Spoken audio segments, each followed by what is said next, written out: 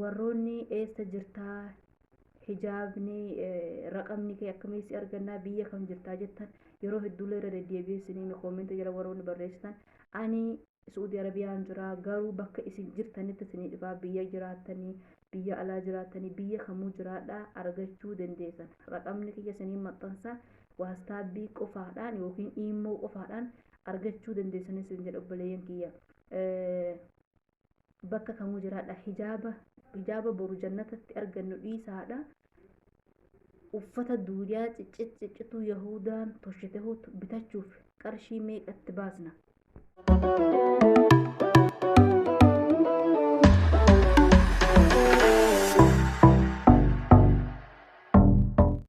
بسم الله الرحمن الرحيم السلام عليكم ورحمة الله تعالى وبركاته أبلين كي يقالي كبجمو فيديو هرقان نرات وان ولي لالو يوكي وان ولي أديسن درسو نبيغ تايا أبليتي تيجا أدوين إسلاما غرا كينيا أكالولان نبيغ تا كونغا في تاكا يوكين سببا دينين كو اتلو لمون سبباتهون فيتا لا هم فيت كون ديبين مهم دات eega akkana jenne hijaaba uffachuu maaltu sidhoo maaliif hijaaba uffachuu didda jecha namaatii fi namni maalaan jedhaafi yoo kanaaf ite rabbii fi ergamaan rabbii sallallahu alayhi wasallam jecha ilma namaa jalaan najaa hin baane rabbii subhaanahu wa ta'ala akkam jedhanii inna allaha thalithu thalaatha jedhan inna allaha faqiiru wa nahnu agniyaa jedhan Isa ibnu Allahi jedhan malaa'ikaan ilmaan rabbiiti jedhan waan meeqa jedhan saniif ati akkamitti diinii kee kana mul'ista maaltu uffachuu hijaabaa sidhoora masalan yoo hijaaba uffatte shabaabummaa ishee dhokfattee siin jedhan hin bareedduufii siin jedhan waan hedduu siin jedhan yoo hijaaba dhiiste tuni hayaan qabduu tuni guddisaan qabduu tuni obboleessaan qabduu tuni abbaan qabduu tuni hedduudha jechuu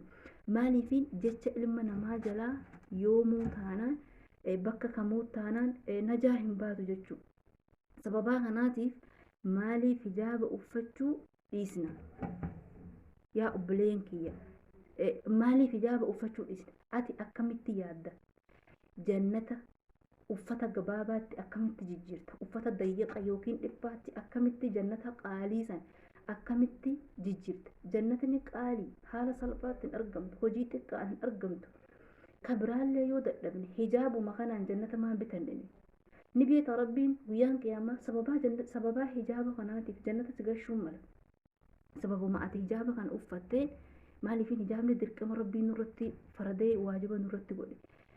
كانوا ما نبرو جنة تقشون مل إذا أرجت شوف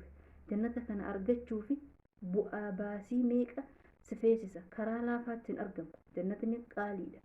akkuma rabbi sallallahu alaihi wasallam jedhan jannatni illee dhihoo jira ibiddinillee dhihoo jira jedhan inna al-haramu bayyin wal halaalu bayyin jedhan hadiisa 40 keessatti jechuu halaalillee ifa bahaadha haraamnillee ifa bahaadha jedhan nuhi xayyibi maaliifiin karaa hijaabaa kana irraa fagaan irra guddaan keenya hijaaba irraa fagaan ani bakka kanatti diinii jabeessituu yookiin mushaddidallee osoo hin tahin akkasuma fatwaa godhuullee osoo hin tahin karaa gabaabaatti yookiin haga xiqqaa laafaa takkatti obboleeyyan kiyya qaalii ka qaamni keenya ibidda ta duuniyaa kana hun dandeenye tan haguma dandeenye wal gorsinee karaa khayriitti wal waamna jechaafi malee fatwaallee isinitti himaa hin jiru yookiin diiniillee mushaddida ta'ee isinitti himaa hin jiru la haguma dandeenye wal gorsina jechuu haguma dandeenye jecha gaariidhaan akkaataa diiniin kana itti guddisnu akkaataa Aishaa fi Faaximaa radiyallahu anhu akkaataa fakkeenya isaanii jala ideemnu wal yaadachiisaa jirra malee fatwaallee isinitti himaa hin jiru obboleen ulamaa'ii kumaatamaan rabbiin illee irraa dubbate ergamaan rabbii illee irraa dubbate sallallahu alaihi wasallam sahaabaan illee radiyallahu anhu irraa dubbatan ulamaa'iin ta'in ilaa Allah إلى حر إلى قيام الساعة اللي راد بتشاجرا